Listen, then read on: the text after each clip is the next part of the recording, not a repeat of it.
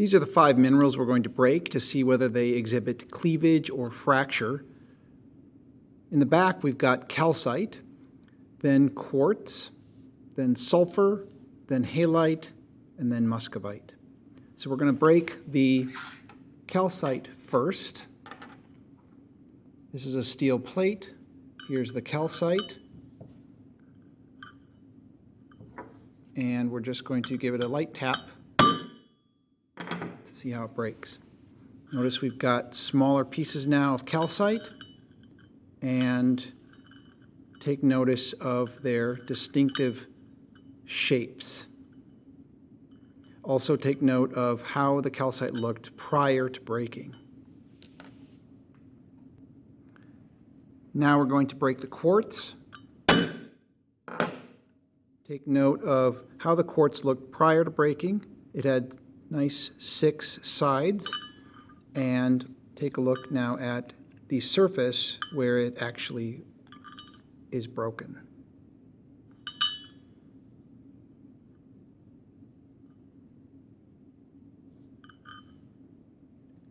Now we're going to break the sulfur.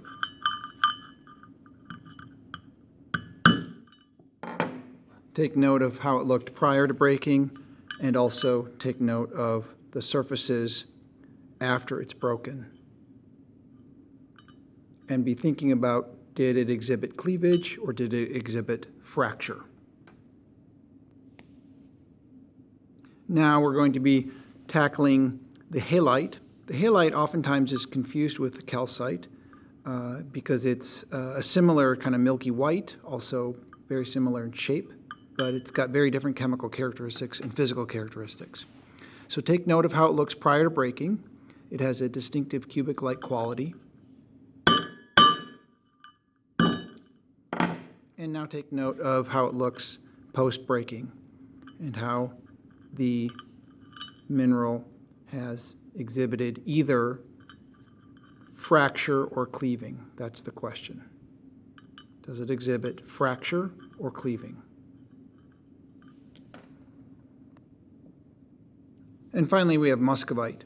This mineral is not easily broken with a rock hammer, so instead, I'm just going to try to pry it apart with my fingers. And here we've got an example of muscovite's inherent quality. Notice I can just peel off a layer, and it breaks nicely along this one single plane.